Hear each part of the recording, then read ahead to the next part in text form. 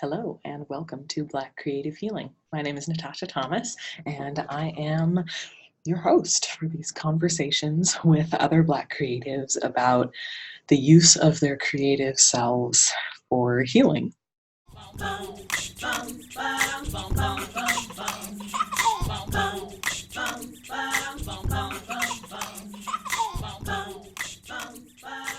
So I'm really excited for this episode. We are talking with my friend Tiffany Morris, who goes by Bass Monster Tiff across all social media platforms. I'll let Tiff introduce herself, but to set the stage for the conversation, we talk about the power of the bass.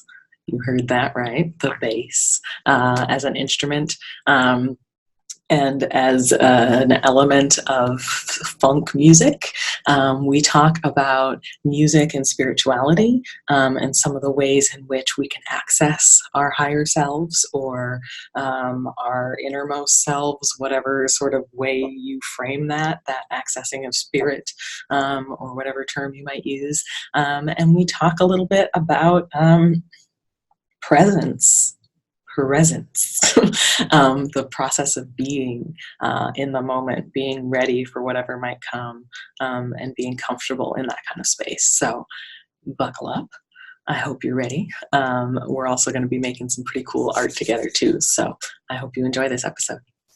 My name's Tiffany Morris. I am a bass player. I go by Bass Monster Tiff everywhere on the internet, real life. So I've been playing bass for about 15 years, and I got classical training in college, and I've been playing with a funk band for the past 3 years or so, 2 years. And it's Cyril Neville of the Neville Brothers. He has his own band, and it's got two bass players.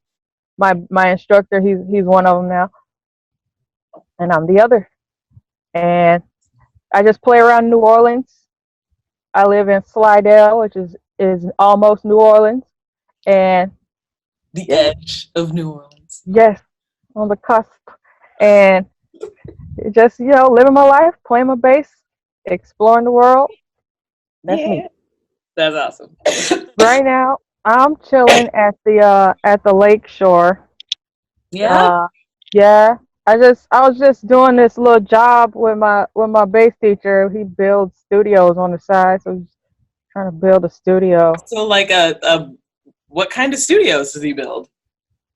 Like home studios, and he's like a carpenter too, and a mason. So he does all kind of, every musician has a side hustle. His is building things. So if he's like carpentry and you're picking up wood and stuff like that, he's building stuff that's like mindful of the acoustic nature of the space then. Right. Like not just, I'm going to bring in all of this equipment that you need to have a good studio. It's, I'm going to literally construct this space. Yes. That's cool. And that's your bass instructor that does that. Mm-hmm. How'd you get, so like, I have so many questions. Well, I was playing with Cyril Neville and Swamp Funk, and so I went to Cyril's birthday party last year, and our drummer has a side band, and this bass player, he plays in the side band. So he was at the gig, he just was watching me. Then we met up at another gig, same situation. The drummer was playing both bands that night, so his band was there. So the second night he had been listening, watching, and he was like, "You want lessons?" I was like, "Yes, I want lessons." So you and I met through Nona's spiritual retreats. Yeah. Miss Nona on Twitter, right? Nona, Neuxna. So it was a Black women's spiritual retreat that you and I met at, and just like the retreat was not about music or art, but like art happened, right? Just because these retreats, women just get together and spend time talking about woo-woo stuff, and art just naturally comes up in that process. And so you brought your bass at one point. We had Dika there, who I hope to also include in this process, with her guitar. And I had a drum at one point, and like we would just hang out on the steps and just like jam. Yep. Yeah, so that's our like backstory.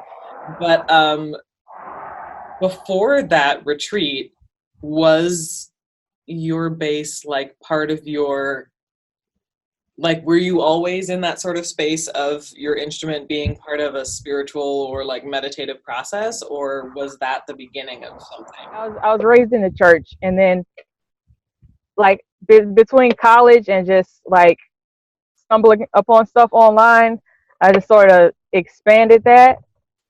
So it's like music is like a piece of the language that you can express a lot of spiritual feelings that you don't have to put into words.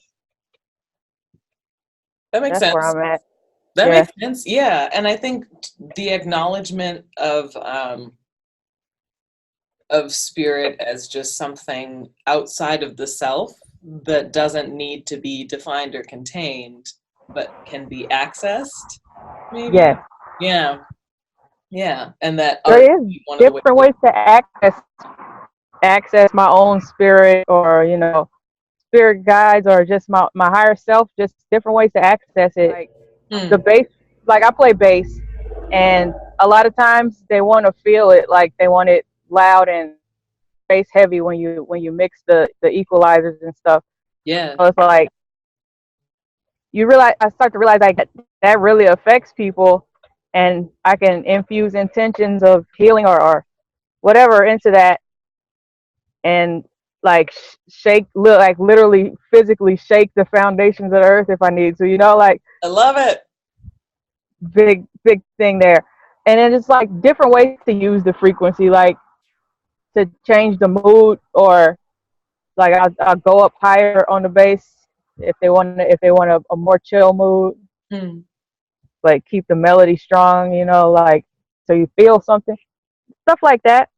And then like tone wise, I heard that people like were figuring out how the notes go, like a standardized note, and they were like matching frequencies with chakras. And I'm like, there's 7 notes in the scale, 7 chakras. You match that up, and then you write your songs in a certain key to target a certain chakra. People do that, but I'm not sure what the standard really is. So I just think about that, like if I'm in a different key than C, but I know that like there's a 1 and a 4 system, I'll use, if I go to the 4 chord, I'll feel it in my heart a little more because that's the 4th chakra, and stuff like that. Like it gets deep. Yeah, well, and what I think that taps into too is this idea that so much, like I've heard this said by other like practitioners of like Afrocentric religions too, is that the idea of spirit is that it's portable, right? Yeah. And why wouldn't that translate to music and the concept of a movable dough? Exactly. Like why wouldn't that translate that? And that was the theory. Like I had been learning about we had this teacher in college. Like the first half of my career, we were in fixed dough, and then like junior year we switched to movable dough. He was like, I don't know, guys, I feel like trying this out, and like the whole game changed mentally, the way you see it. And I was like, wait a minute. The So now, world like blew open. years later, I'm like, well, I can transfer the chakras around too, right? With movable dough, we back. And I was like, oh, what else theory? Like, were they teaching us spiritual stuff in theory? It's encoded in the music, low key. Well, it's like it's a chicken or the egg scenario, right? Like, Yeah, so much of yeah. any spiritual practice is the intent and the energy that you infuse it with. So it's like, what came first? Was there the energy and intention, and then somebody created this thing, and then you deepen it with your own energy and intention? Or did somebody create this thing, and then somebody on the outside was like, hey, what if? Ah! Right. And does it matter, really? Like, if the Doesn't matter. there doesn't matter which came first. It always comes back to that. Yeah, like it just is. It just is. Yeah. And that's plenty fine.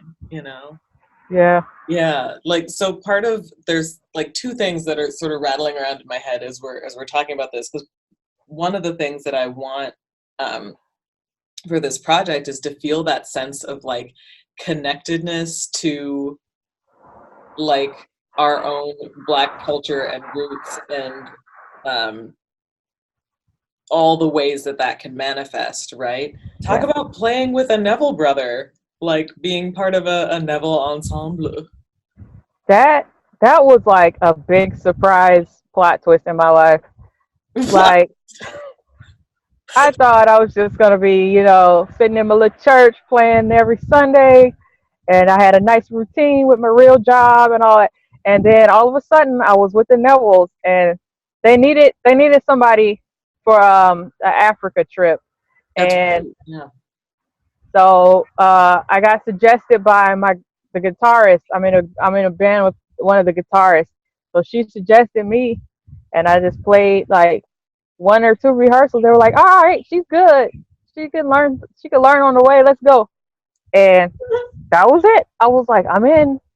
And it was unbelievable. For like, I didn't believe it was happening. I was just waiting for it to fall through. I was like, "No, I gotta get through airport security before I believe it's real." Like, It's like, what an initiation, like to play yes, with a Neville in Africa. yes. And I was in the funk world at that point, and that began the journey of just like learning and experiences, and just like how a superstar works when they're working for themselves. It's Yeah, like a different life. It's a different universe for real. yeah, totally, totally, totally. And so, like, I'm Right. thinking about the fact that you're in a band that has two bass players, and Yeah. how you're talking about like shaking the foundation of the earth and how we respond to that. Like, are there other bands that have two bass players? Like, is that a unique thing that Well, you're all it doing? was pretty unique, but like Dumpster Funk was also one of the Neville Brothers bands, and they were like the first to have it.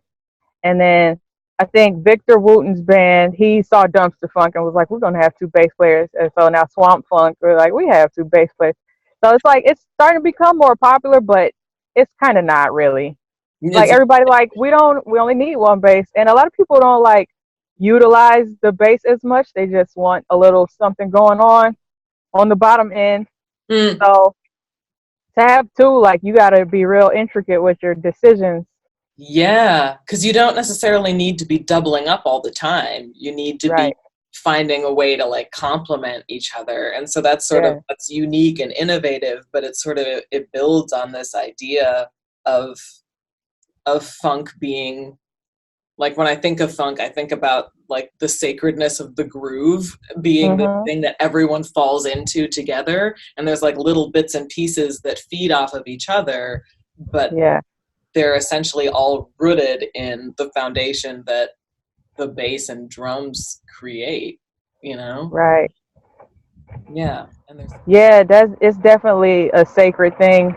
Like, I never really thought of it as sacred till you said it, but it's definitely like it's it's a very important position to play, bass or drums in a funk band. Like, that's the heartbeat. And you might get noticed when you're playing right, but you will definitely get noticed if you mess up. right. If So it's out of pocket, you will get noticed. yes, it's not. And like with our band, it's like very, very heavy in the drums and bass. So like they want us to get noticed. So it was something I had to learn playing with them, that to like be more aggressive with my playing. Because Mm, I create a great feel, like seen but not heard, felt but not heard. Like it was they always wanted more out of me, and that was the goal. You don't want them to like send you away. You want them to want more. yeah. But at some Yeah. point, they're gonna find somebody with more. So I was like, all right, I'm gonna get it together. You know, I started taking lessons. I'm like, I'm 10 years in the game. I don't need no lessons. But yeah, you take the lessons, you learn the things, and it changed the game. I was like, you have to be aggressive with the bass, and because you are the foundation. They don't want like a shaky, Right. etheric foundation. Like, yeah, there's definitely ground there. I'm gonna step on it. That's what they Yeah. want to feel. Yeah, we talk about that in music therapy all the time too, like building a rhythmic ground or creating a secure ground for people to feel comfortable entering the musical interaction. And I think that's definitely part of your role as a bass player in a band too, is that like if the idea is to get people on the dance floor or to take people into the experience with you, if they don't Right. feel like there's a secure musical ground to step into, ain't nobody gonna start stepping. Like, Right. yeah, and that's so crucial. And I think too, you tap into like the idea of learning being something that needs to be ongoing, or not even just learning, but like creating as something that involves lifelong learning and Yeah. studenthood, you know? Like, yeah, Hmm. you can be 10 years in the game and still have shit to learn. That really unlocked a lot for me because I was starting to get bored. I was like, with my little 10 years experience, I was starting to get bored, and I was like, I should have gone to pharmacy school, but You get all but complacent, like, eh. like when you learn it all the time, it feels like it's kind of like being a kid again. Like everything is new, and you get to a certain level of learning. All the old stuff you learn gets to get unlearned. So like that's new. All that's new again, Yeah, and yeah. yeah, it's pretty fun experience now. Like I could go forever and not retire, I think. That's awesome. That's the sweet spot, you know? Like where Yeah. you feel like you're learning and you're challenging yourself, but you're also in a place where you're comfortable in your expertise and knowing where you can step comfortably. And yeah, that's cool. Talk about who are you like listening to right now? Whose art is like motivating you? Like what do you feel like you steep yourself in terms of creations from other people? I've been listening to King, the King album Yeah. recently. Like I revisited because they released a single recently. So like I want to listen to all their music now. And I don't think I know anything about them. Like, how would you describe it? Like, they great. sing. It's three girls. They sing. They produce it all. They're I think the lead singer, she's been working with a bunch of synthesizer companies making up their own uh like keyboard sounds now. Like very very strong band. But they don't produce a lot. They don't put out a lot of music. They worked with Prince. They got the Prince endorsement, and they had the album done like years ago. And Prince was like, "Don't put it out until the time is right." So we were waiting like 5 years. Just all we had was the crumbs of an EP to keep us sustained till that album came out. Yeah, And boy, when it came out, like it still sounded futuristic. that's And like wild. they've been sitting on this for 5 years. Oh man, that's cool. I Good, yeah. appreciate when an artist lets you wait for it. Mhm. I appreciate the hell out of that because yeah, that timing is everything, and the Yeah. Prince endorsement also is everything. Yes. I always like, yeah. If I'm like, this person interacted with Prince and had productive interactions, I trust them. Yep. At least. I trust them. Yeah, Definitely. totally. So another thing that I'm trying to sort of pull into this project or invite people to share is like what their um, like expansive ethos is. Like what's your foundational like guiding principle for yourself as a creator? What motivates you? What inspires you? Yeah. I would say like my mantra at this point is like your presence is a gift, and it's not like being there. It's more like being aware of what's going on. Just sort of be in the moment, and something will come to you, and you just got to be ready to catch it. Yeah. And like that's what happened with the Neville brothers. Like I was just in the right place at the right time. I had decided to leave my house and go play with Joy Clark, and she put me on with the Neville brothers. Like, how did that happen? I was just there.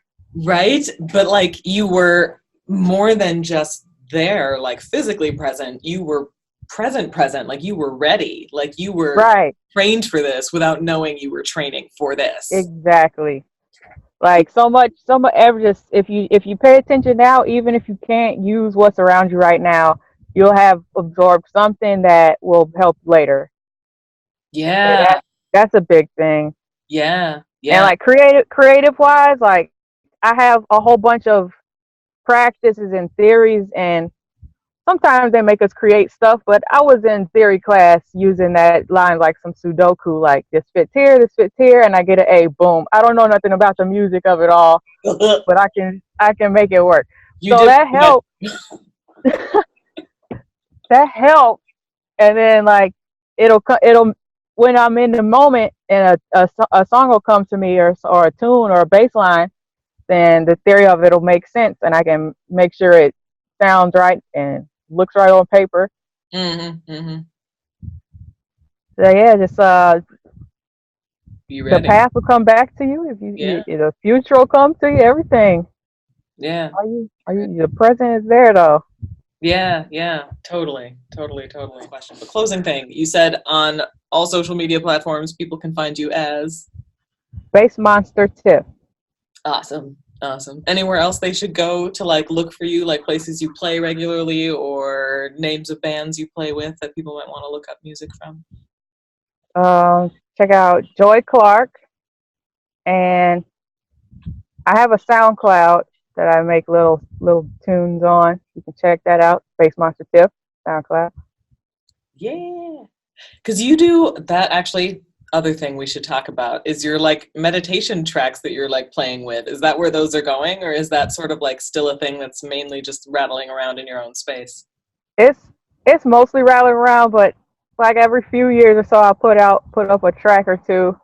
I'm trying to get more frequent with that. Mm-hmm. And after this podcast we put out, I'll try to get a little bit more up there.